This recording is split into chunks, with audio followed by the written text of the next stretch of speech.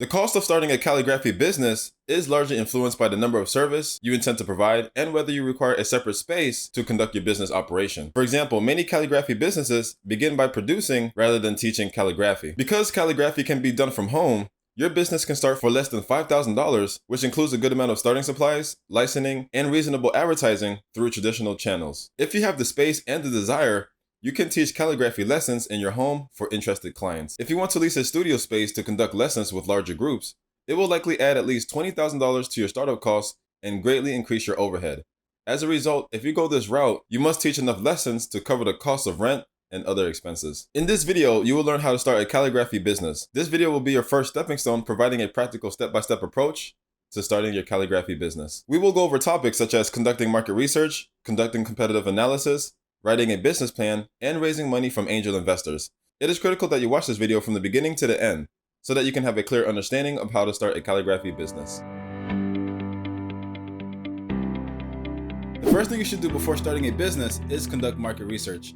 Consumer behavior and economic trends are combined in a market research to confirm and improve your business idea. It is critical to understand your customer base from the start. Market research allows you to reduce risk while increasing your chances of business profitability. Collect demographic data to better understand the opportunities and constraints for gaining customers. This can include demographic information such as age, wealth, family, interests, or anything else relevant to your business. Then, to get a good sense of your market, you should answer the following questions. 1. Demand. Is your product or service in high demand? 2. Market size. How many people are likely to be interested in your product? 3. Economic indicators. What is the income range and employment rate? 4. Locations. Where do your customers live and where can your business reach? 5. Market saturation. How many similar options do consumers already have? 6. Pricing. How much are potential customers willing to pay for these alternatives? You will want to stay current on small business trends. It is critical to understand the specific market share that will impact your profits. You can conduct market research using existing source, or you can conduct your own research and reach out directly to consumers. Existing source can save you a lot of time and energy, but the information may not be as tailored to your target audience as you would like.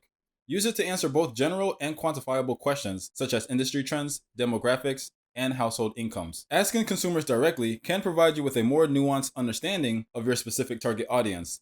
Direct research, on the other hand, can be time-consuming and costly. Use it to respond to questions about your specific business or customers, such as reactions to your logo, changes you can make to purchasing experience, and where customers might go instead of your business. Direct research methods include surveys, questionnaires, focus groups, and in-depth interviews. Following market research, the next step is to conduct competitive analysis to identify a market advantage. Competitive analysis allows you to learn from businesses that compete for your potential customers. This is critical for defining a competitive advantage that generates long-term revenue. Your competitive analysis should identify your competitors by product line or service, as well as market segment. Here are some characteristics to look for in the competitive landscape. 1. Market share. 2. Strengths and weaknesses. 3. Your window of opportunity to enter the market. 4. The importance of your target market to your competitors. 5. Any obstacles that may impede your entry into the market. And 6. Secondary or indirect competitors who may have an impact on your success. There may be numerous businesses competing to serve the same market that you are. The level of competition, the threats of new competitors or services, and the effect of suppliers and customers on prices are all important factors to consider. You should write a business plan after conducting competitive analysis to determine a market advantage. A good business plan will walk you through each stage of starting and running your company. Your business plan will serve as a roadmap for how to structure, run, and grow your new venture. It's a method of organizing your thoughts about the most important aspects of your business. Business plans can assist you in obtaining funding or attracting new business partners. Investors want to know that they'll get a good return on their investment. Your business plan will be the tool you use to persuade others that work with you or for investing in your company. You should choose a business plan format that works for you. There is no correct or incorrect way to write a business plan. What matters is that your plan meets your requirements. The majority of business plans fall into one or two categories: traditional or lean startup. Traditional business plans are more common. They follow a standard format and encourage you to go into details in each section. They usually necessitate more work up front and can be many pages long. Lean startup business plans are less common, but they still follow a standard format. They concentrate on summarizing only the important points of your plan's key elements. They can be made in as little as an hour and are usually one page long. If you are very detail-oriented, want a comprehensive plan, or intend to seek funding from traditional sources, you may prefer a traditional business plan format. You are not required to follow a specific business plan outline when writing your business plan. Instead, use the sections that make the most sense for your company and its requirements. Traditional business plans include some of these 9 sections. 1. Executive summary. Tell your readers about your company and why it will be profitable in a few sentences. Include your company's mission statement, product or service, and basic information about its leadership team, employees, and location. If you intend to seek funding, you should also include financial information and high-level growth plans. 2. Company description. Provide detailed information about your company in your company description. Explain in detail how your company solves problems. Make a list of consumers, organizations, or businesses that your company intends to serve. Describe the competitive advantages that will help your company succeed, such as, is your team comprised of experts, or have you found the ideal location for your business? This is the place to talk about your company's strengths. 3. Market research. You'll need to be well versed in your industry outlook and target market. Competitive research will show you what other companies are doing and their strengths. Look for trends and themes in your market research, such as what are the actions of successful competitors? What makes them so effective? And also, are you able to do it better? This will be the time to respond to these questions. 4. Management and organization. Tell your reader how your company will be organized and who will be in charge. Describe your company's legal structure. Indicate whether you plan to incorporate your business as a C or S corporation, a general or limited partnership, or as a sole proprietorship or limited liability company, LLC. In your company, use an organizational chart to show who is in charge of what. Demonstrate how each individual's unique experience will contribute to the success of your venture. Consider including resumes and curriculum vitae for key members of your team. 5. Product or service line. Describe the product or service you provide. Describe how it benefits your customers and the product life cycle. Share your intellectual property plans, such as copyright or patent filings. Explain in detail if you are conducting research and development for your service or product. 6. Sales and marketing.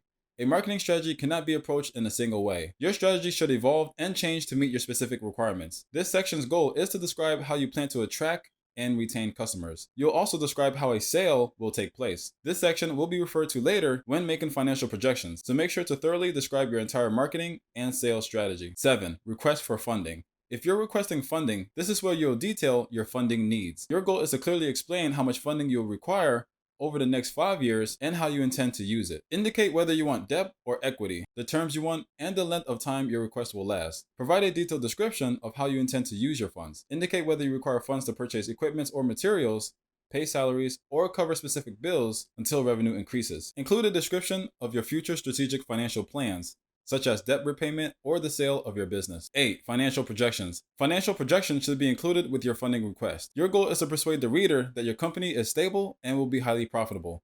Include income statements, balance sheets, and cash flow statements for the last 3 to 5 years if your company is already established. If you have any other collateral that could be used to secure a loan, make sure to include it as well. Provide a financial forecast for the next 5 years. Forecasted income statements, balance sheets, cash flow statements, and capital expenditure budgets are all included. Be even more specific in the first year using quarterly or even monthly projections. Make certain that your projections are clearly explained and that they correspond to your funding request. This is an ideal place to use infographics to tell your company's financial story. 9. Appendix. Provide supporting documents or other materials that were specifically requested in your appendix.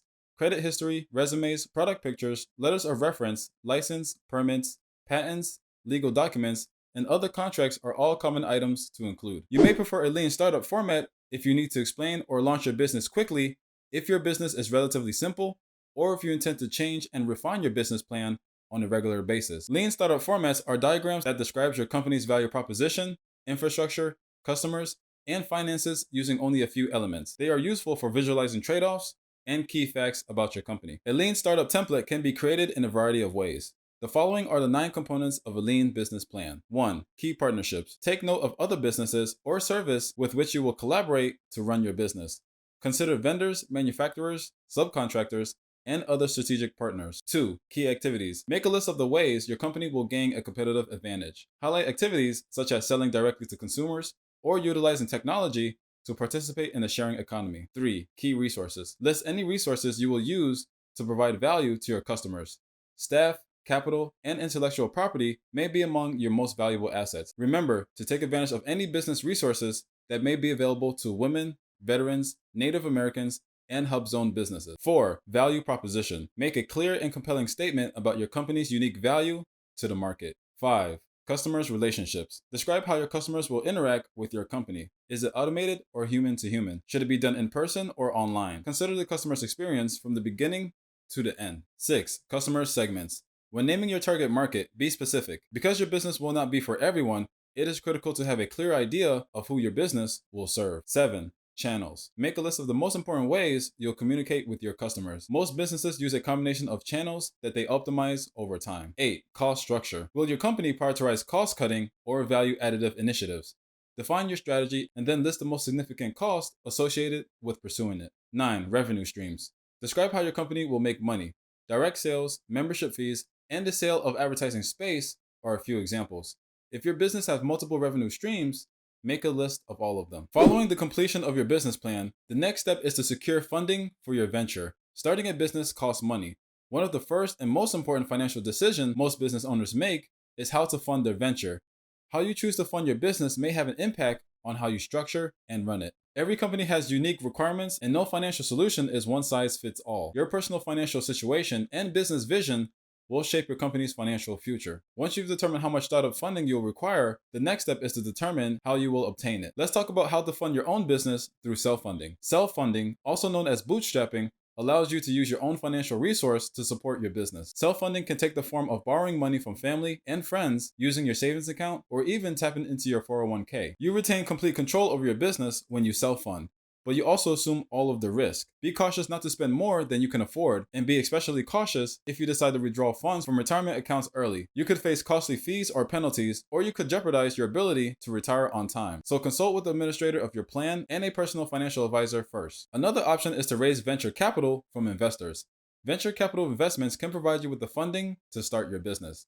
Venture capital is typically offered in exchange for a stake in the company and an active role in its operation. In a number of important ways, venture capital differs from traditional financing. Typically, venture capital focuses on high-growth companies. Rather than debt, they invest capital in exchange for equity. They also take higher risk in exchange for potential higher returns, and it has a longer investment time frame than traditional financing. Mostly all venture capitalists will want a seat on the board of directors at the very least. As a result, be willing to give up some control and ownership of your company in exchange for funding. There is no certain way to obtain venture capital, but the process generally follows a standard sequence of basic steps. 1. Find an investor. Look for individual investors, also known as angel investors or venture capital firms. Make sure to conduct sufficient background research to determine whether the investor is reputable and has experience working with startup companies. 2. Share your business plan. Your business plan will be reviewed by the investor to ensure that it meets their investment criteria. Most investment funds focus on a specific industry, geographic region, or stage of business development. 3. Go through due diligence reviews. The management team, market, products and service, corporate governance documents, and financial statements of your company will be scrutinized by the investors. 4. Negotiate the terms. If they decide to invest, the next step is to reach an agreement on a term sheet